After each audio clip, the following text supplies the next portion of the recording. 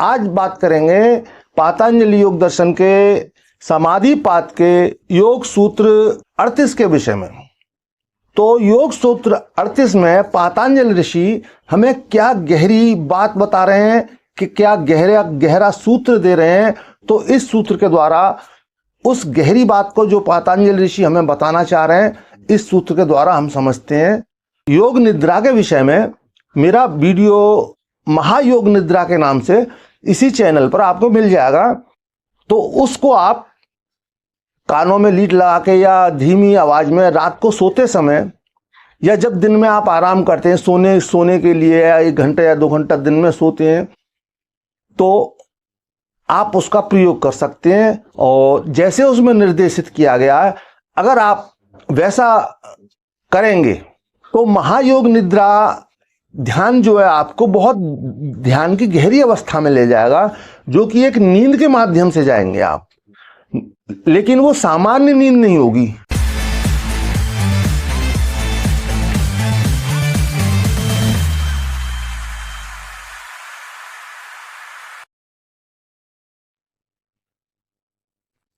साथियों, मैं योगी हमदर्द गिरी आप सभी के चैनल योगी हमदर्द गिरी में स्वागत करता हूं।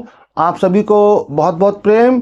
साथियों, आज बात करेंगे पातंजलि योग दर्शन के समाधि पाद के योग सूत्र 38 के विषय में। तो योग सूत्र 38 में पातंजलि ऋषि हमें क्या गहरी बात बता रहे हैं कि क्या गहरा सूत्र दे रहे हैं। तो इस सूत्र के द्वारा उस गहरी बात को जो पातंजलि ऋषि हमें बताना चाह रहे हैं, इस सूत्र के द्वारा हम समझते हैं। योग सूत्र 38। स्वप्न निद्रा ज्ञान लंबनम वा। स्वप्न निद्रा यानी स्वप्न, जो कि हम सोए हुए अवस्था में जो भी हमारे दृश्य आते हैं, जब हमारा कॉन्शियस माइंड नहीं होता और सब कॉन्शियस में जो दृश्य आते हैं उन्हें हम स्वप्न कहते हैं। स्वप्न निद्रा यानी निद्रा की अवस्था में जो विचार आते हैं वो स्वप्न के रूप में हमें दिखाई देते हैं। लंबनम यानी उन्हें हम ज्ञान का आधार बना सकते हैं। जो स्वप्न में विचार हमारे बन कर आते हैं, उन स्वप्नों को हम अपने ज्ञान का आधार बना सकते हैं। यहाँ पातंजलि ऋषि हमें बता रहे हैं, जब हम सोई हुई अवस्था में होते हैं तो सारी हमारी कर्मेंद्रियां ज्ञानेंद्रियां सभी कुछ ना करने के भाव में होती हैं, एक अकर्ता के भाव में होती हैं। तो इन इंद्रियों के प्रभाव से हम पूरी तरह निद्रा की अवस्था में मुक्त होते हैं। तो ये इंद्रियां उस समय हमें प्रभावित नहीं करती, और उस समय जो हमारे स्वप्न आते हैं, उस समय निद्रा की गहरी अवस्था में जब हम स्वप्न देखते हैं, समझने की बात है, समझने का विषय है कि सामान्य हमारी ब्रेन फ्रीक्वेंसी एक अलग लेवल पर होती है। जब नींद की गहरी अवस्था होती है तो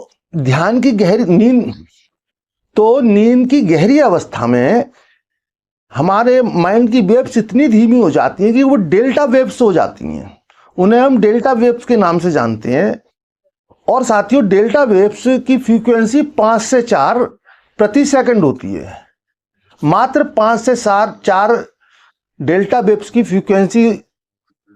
और उस समय जब हमारे मन में विचार उठते हैं जो स्वप्न के माध्यम से हमें दिखाई देते हैं, तो उस समय के स्वप्न हमारे पूरी तरह सही होते हैं। अगर हम उन स्वप्नों को डिकोड करें, ठीक से समझें, तो हमें बहुत सारे अर्थ उन स्वप्नों के जानने को समझने को मिलेंगे। तो हमें ये अभ्यास करना चाहिए कि उन स्वप्नों को हम डिकोड करें, समझें और अधिक से अधिक याद रखने का प्रयास करें। तो आधुनिक साइंस भी लूसिड ड्रीमिंग या योग निद्रा जैसी क्रियाओं को एक बहुत उच्च चेतना के कॉन्शस के लेवल पर ले जाने का माध्यम मानते हैं कि हम अगर योग निद्रा या लूसिड ड्रीमिंग के द्वारा अपने आप को किस तरह से अपनी चेतना को उच्च लेवल पर ले जाएं, उच्च स्तर पर ले जाएं, तो साथियों, यहाँ पर योग निद्रा के विषय में आपको बताऊंगा।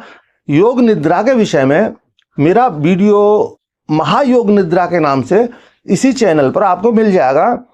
तो उसको आप कानों में लीड लगा के या धीमी आवाज में रात को सोते समय या जब दिन में आप आराम करते हैं, सोने के लिए या 1 घंटा या 2 घंटा दिन में सोते हैं, तो आप उसका प्रयोग कर सकते हैं। और जैसे उसमें निर्देशित किया गया है, अगर आप वैसा करेंगे तो महायोग निद्रा ध्यान जो है आपको बहुत ध्यान की गहरी अवस्था में ले जाएगा, जो कि एक नींद के माध्यम से जाएंगे आप।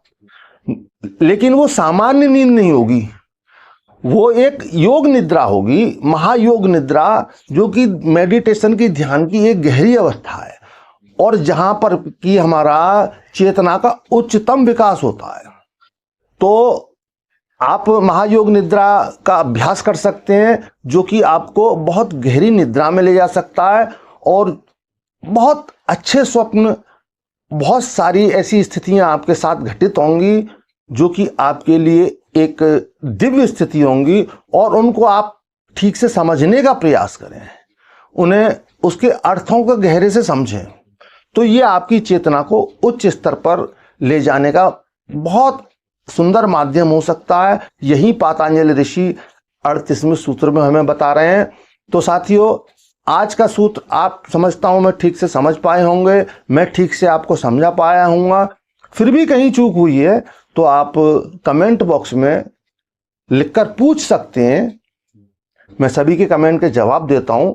और साथ ही आज का वीडियो साथियों यहीं समाप्त करेंगे। आप स्वस्थ रहें, मस्त रहें, तंदुरुस्त रहें, अपने भौतिक जीवन में निरंतर विकास करते हुए आध्यात्म की उच्चतम शिखर को प्राप्त करें। इसी के साथ आप सभी को बहुत बहुत प्रेम।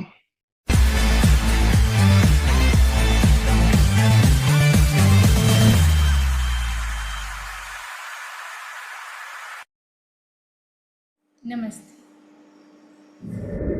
आज हमारी मुलाकात अलीगढ़ के एक ऐसे योगी से है जिन्होंने 1994 से अपनी स्पिरिचुअल यात्रा शुरू की।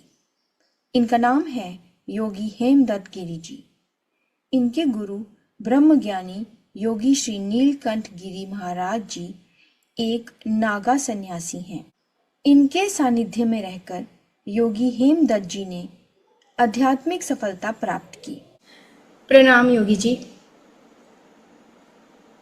से साथियों, आज हमारे साथ जुड़ रहे हैं अलीगढ़ से योगी हेमदत्त गुरु जी। ये 1994 से साधना कर रहे हैं। एक समय था जब हेमदत्त गिरी जी भी हमारी तरह एक गृहस्थी वाले व्यक्ति थे, लेकिन उनके जीवन में कुछ ऐसा हुआ जिसने उन्हें योगी बना दिया। इस कलयुग में सच्चे गुरु नहीं मिलते।